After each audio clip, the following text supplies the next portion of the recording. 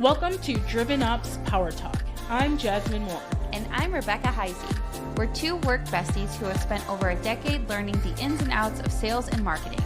On this podcast, we discuss all things go-to-market operations, the people, processes, and technologies that make up the engine of a thriving go-to-market function. Let's get to it. Hey everyone, welcome back to Power Talk. We're switching it up a bit today. We have our producer Lindsey here, who's usually behind the scenes, as well as a special guest I've been looking forward to chatting with. Joining us is Mike Chasteen, Senior Vice President of Sales and Customer Success at Base 64. Mike's had an incredible career leading sales team at some big name companies, and now at Base 64, he's helping drive growth with some really cool innovative AI tech around document intelligence. Hey everyone, I'm Lindsey, Senior Consultant at Driven Ops, and I was the lead strategist on the Base 64 project. Like Jazmine said, I'm the behind-the-scenes producer, but excited for some camera time this episode. We've had the pleasure of working with Mike and his team to help orchestrate some critical paths in their go-to-market function, everything from pipeline structure to attribution and to forecasting. But today, we're focusing on two core areas that had a big impact: the sales pipeline and the forecasting. So we'll talk about what changed, how it helped the team, and what it's unlocked for leadership visibility and decision making. Mike, we're so glad you're here. Thank you so much for joining us, and welcome to the pod. Thank you. And you've over-promoted me already, but I appreciate the nice words, the kind words. As Jazmine said, I've been in the sales leadership space 25 plus years. I've managed some great sales teams over my career. I've used every type of tracking, management, forecasting, CRM, you name it, Microsoft Dynamics, SAP, going on. And HubSpot was not my favorite choice but it was here when I got here. And thankful to you guys, we were able to actually use that tool in a very successful way that a lot of people probably don't view it as an opportunity for them. So great to be here. Thank you for that. Thank you very much. And like I mentioned, we've had the chance to support your team on a few key projects inside HubSpot, but let's start with the pipeline, because the pipeline isn't just a place to track sales, right? When it's built right, it becomes the core of how sales teams operate day to day. And the best built pipelines, they reflect the real sales motion. They automate stage movement when possible, and they enforce a structure that keeps the data clean. And I think it's one of the most underutilized tools for improving sales execution and leadership visibility. So Mike, when did you start to feel like there may have been some gaps in the sales pipeline, and what kind of challenges were you running into before we kicked off our project? The first day I got here, there were a lot of gaps, right? We identified that pretty quickly because the tool wasn't being used. And a couple of reasons why that happens. One is it's arduous to do the data entry work, and the maintenance and update, as you described. The lack of leverage in the automation from step to stage to inputs and outputs from each stage, and then what those stages actually mean to us as a management organization, and to our customers, right? That we're progressing them through an engagement at their pace, but with the right steps along the way. The first thing we really had to do was get the data clean. I mean, I think you guys spent hours and hours and hours working with us on normalizing. And I think every CRM implementation gets to this place where it has 4 customer records for 5 company records for the same people. And getting that data cleanse was the very first and a little bit arduous project. We had 110,000, believe contacts in the database at the time, if I recall. Mm-hmm. So getting that data in a format, our naming conventions standardized. That's a common mistake I think people make, is they don't have a pure naming convention. So when you do comparisons and you're looking at trends, you can't really tell which deal is associated with what process or use case that we're looking for. And then the last thing, and you'll hear me say this again, I'm a do away with slides guy. I mean, I do not like bringing slides to a meeting to present what should be in front of everybody. And I believe that the system of truth, in this case HubSpot, should give you the answer before we start the conversation, right? So that people can do the work before the meeting, and then we can focus in and zero in. And without great data and working through that was the biggest undertaking I think we took. I love that you started with the data, because no matter what, that's always where we're starting with all of our clients. Before you do anything, you've always got to make sure that that data is clean. Was there anything that changed faster than you expected? Like you said, this was a big undertaking, but as we kicked off and got deep into the project, was there anything that changed faster, evolved quickly, or surprised you once we really got our elbows in the work? Yeah, I don't think it was a surprise as much as a practice, right? So, as I said, I'm not a slides guy, but if you're using HubSpot as your management interface to the people that are providing the input, then they have to categorically keep their stuff up to date, right? So, the things that we were able to accomplish when we categorized the data and then categorized the sales steps is we could look at things like days outstanding in terms of activity, what the next activity was planned is, what are our next steps in those deals. And, if I use that as my management tool versus, hey, send me a report, then, that work gets done kind of sort of on its own. And making it easier for our AEs, simplifying what they had to incorporate into those records was a big task that you guys, Lindsey, one of your recommendations early was, look, we don't need 75 fields to describe this customer. Let's get it down to 6, make it digestible by the AEs or the management team, and then we can expand those 6 as we get more knowledge about how we go there. So we got faster time to value in that way. So I was very surprised with how quickly we were able to use the existing data, 100,000 records, in a format that we could then discern very quickly and leverage into real-time interaction with the people that use the system. We find that a lot of the times people overdo it, right? You have a lot of data and you can do so much with HubSpot, but you have to really zone in on what's important so that you can start to quickly make actionable decisions. And with Lindsey's recommendations, that was our goal there. Yeah, and we fell into the same trap early that a lot of people do, I think, right? You get too many people involved.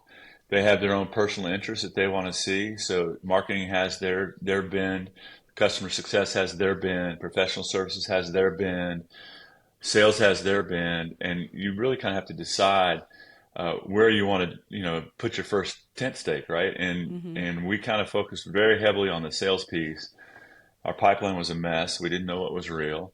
Early, and Jazmine, you and Lindsey helped us through that process. Then we thought about how marketing impacts the inbound side of that sales pipeline, which MQLs to SQL conversions and what that really looked like. And I think I was pretty adamant along the way. I don't want more than 6 stages in my sales process. That we should be able to cover it with 6. Medic is 10. It's incorrigible as it relates to actually trying to manage an opportunity. You're managing the medic versus the customer at that point in time. So you guys found a really nice way to meet those two things in the middle. Let's shift gears a little bit because we know pipeline is one of the most foundational pieces. But I want to talk about the forecasting because I know that was another game changer for your team. And once you have a solid pipeline infrastructure, forecasting is really where it takes you up a notch, right? And we find that a lot of teams, again, underutilize this within HubSpot's forecasting tools, and it's native. And they don't realize how powerful they can be when your data is clean and your stages are streamlined and well-defined. And you mentioned before that HubSpot's forecasting tools really stood out compared to what you had before. What made it different or more useful? Well, we had some arm wrestles over that, didn't we, Linz? I think I've got my way, you've got your way, and somewhere in the middle is the real way, right? So, I think 2 things that helped us the most in getting the most out of this forecast engine, which is one is the pure weighting of the pipe, right? The weighting of the pipe in stage. So, first of all, again, getting the data right in stage 1 through 6, 6 being closed and being executed on the customer success side. But what does that value actually mean? So if a rep has a $100,000 deal in stage 5, is that really $100,000 based on historical success rates, or is it really only $80,000 in terms of a weighting, right? And so we worked pretty hard on trying to understand historical data to see what that weighting looked like, and then combine that weighting with how we rolled that up automatically into a forecast presentation. So HubSpot did not forecast for us, but the engine itself took all of those data elements, took the weighted pipeline by stage, and it came up with a recommended forecast based on all those variables that we put into it. If it's stage 5, it's a commit. And to get to stage 5, it has to be a certain level, but we're still only going to take 80% of that as a weighted number. And when we got there, there's too many opportunities in a lot of forecasting engines that the math is the forecast, but there is that human element, right? There's the economic trends, there's business trends within the customer's environment. They could be at a proposal contract stage and an acquisition's on their horizon, and that delays it, right? So even though we got all the math right, we got all the weighting right, we got the presentation right to the rep, there still needs to be that intelligence applied to it as to what I really think it is based on my entire book of business. Hopefully we're within a few percentage points apart from what HubSpot says. Sometimes we're a little bit more. And then the second piece I think that you guys really challenged HubSpot with was the hierarchical override, right? So the machine told the rep what it should be. The rep gives it a little override, but ultimately the management team has the ability to override that altogether to present it. We happen to have 3 different sales motions: partners, ourselves, and our growth, customer success, right? Those all have to come together in the forecast in some way, but they're treated separately organizationally. So bringing those together into one viewable scene, anybody in a company can go look at our forecast at any time, and it changes dynamically, not just once a week when we get ready for the call, right? Did that change the way you were working with your team and how you were communicating that out to broader stakeholders? Yeah, I think so. I think we grow up thinking about managing the opportunities, managing them through their deals, their activities. There's a whole review cycle I go with my teams when I'm looking at their territories and their weekly activities and all those kinds of things. But we tend to get focused on 1 or 2 key deals, and so you really kind of work from the bottom up to what looks like it should be in the forecast. And with the tool, I went the other way, which was kind of because by the time it gets to stage 5, I've talked about that deal as many times as I could possibly want to talk about that deal, right? Right. But I did start working backwards. So we touch on stage 5, any changes in stage 5, which impacts the commit on your forecast, and then working back to 4 and back to 3, defocusing on 1 as an individual deal selection, but pure numbers. How many inbounds do we have? How many creations do we have? And putting our focus on stage 4, which is kind of that hinge stage into the closing cycles, and stage 2. So progression to 2, progression to 4, and then using the forecast tool to discuss that going backwards. And that also brings back to the very first point that you made, is getting away from the presentations and the PowerPoints and being able to look at the live reports in the tool. HubSpot's forecasting tool gave you that platform to be able to do that, and also intertwine the human element. The individuals and the teams were able to add notes in there so you could discuss it live and really help each other through the deal process if there were any blockers as well. Yeah, and I think for my peer group, whether you're in a startup like I am right now, or you run a 100-person team, like which I've done, 150-person team I've done previously, the last thing you want to have to do is your boss calls you Friday night at 4:00 and says, "Hey, I need to know what's going on with these 5 things," right? I use the tool to train my bosses to say, "Dude, it's in HubSpot. I'll send you the link," right? So that met with some resistance because they want the answer quickly, but I think as we got them through that progression, or that understanding of the relationship between HubSpot and actually what we do, they were able to get into it and find it themselves, and it saved not all the calls, but it saved a good percentage of those last minute, "Hey, can you tell me what's going on in that particular deal?" Because it's right there, all of it, Yeah. right in front of you, right? I love that. Using And it to I hate manage slides. out. I hate slides. Well, I'm glad we don't have any slides today. I love your slides. As a consultant, we kind of live in slides sometimes. That's right. Yeah. Attorneys get paid by the words, consultants get paid by the slides. It's just the way it works. I know. I know. All right. So to wrap us up, let's talk about some takeaways. Mike, if you had to give one piece of advice to another sales or go-to-market ops leader who's thinking about fixing their pipeline or improving forecasting, where should they start?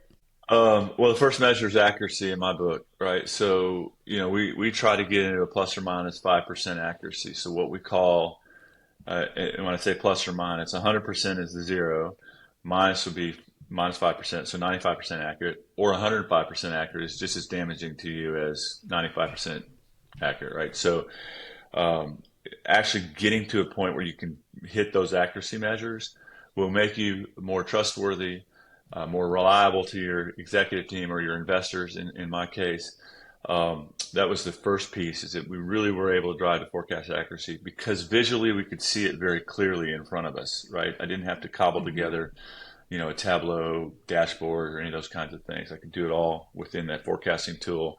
And obviously some of the click-throughs going behind that. The calls that I had from a forecasting point of view, as many of you will describe, I know I've had that in my career, you end up in a forecast call and you end up 30 minutes, 45 minutes, or an hour talking about just kind of deals, and have you done this, and have you done that, and what about this? We were able to really use those forecast calls to finalize the output. What's that forecast going to be? Not about what are we doing in the deals, right? So, because those conversations happen along the way as we moved them through stages. So that, and it was a collaborative effort. It wasn't ever like you were slapping the rep because they didn't do it right. We came to an agreement on what it should be like, what they were comfortable with, and then what I was comfortable with as well, according to their book of business.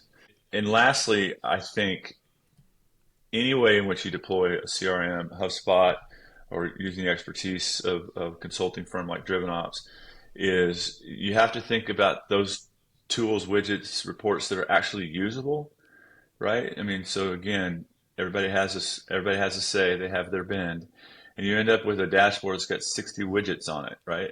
And Lindsey will tell you, my dashboard's got 5 widgets. I only need 5 things to look at. I don't want to look at anything else, but I know where to go get it if I need to, right? So those are the 3 keys. What's not measured will not be managed, period. And if you don't have a good way to measure it, then you won't have a good way to manage it. And that's something I've lived by. And you guys have given us that opportunity with this tool. So Mike, what's next for you and the team at Base 64 as you keep building on this momentum?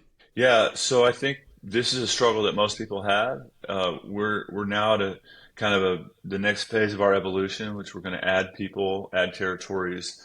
We've had some shrink in our team sometimes, performance, or they choose to do other things, and not losing any foothold in momentum around what was going on in the territory that got left empty, because it's all right there. It's quick reassign, and now they've got activities and tasks and leads to go deal with the day they walk in the door. So ours is, we've got a great foundation. It's going to be, I think, meteoric growth. Our business is in a huge growth mode in a very fast growing space. We're a native AI document intelligent processing. We are not built for purpose, it's just bods on steroids, like a lot of these guys would put AI in their company name. And that's going to require super intelligence, not only about who our customers are, who we're the most successful with, how many days in cycle we are by the ICPs, right? And then, or ideal customer profiles. And, we're going to continue to use the tool to help us make those decisions. Well, Mike, thank you for joining us today and for being such a great partner throughout this work. One of the things I like to say is go-to-market ops isn't just about the tools. It's about the alignment, clarity, and execution, and you and your team really leaned into that. And it's been awesome to see the results, and we will be cheering on to see the success forward. Yeah, I want to just add one thing. Yes. So you guys did a really good job of reading the Mike mind, right? So I would give you 3 sentences of description and a passing comment, and you guys had to discern what I meant. Like I was speaking Latin, and you were trying to translate it to German and into English. And I really, your experience, I think, leads to that, right? Is you kind of anticipate by my one-line sentence, this is what I need, got to go. Mm-hmm. And you guys were able to always deliver with your experience. So not only was it just about HubSpot, but the consultative nature in which you brought to the engagement around process was just as important to me in our partnership. And I really am grateful for that as well. Thank you. Be sure to like, subscribe, and follow us on all social media platforms.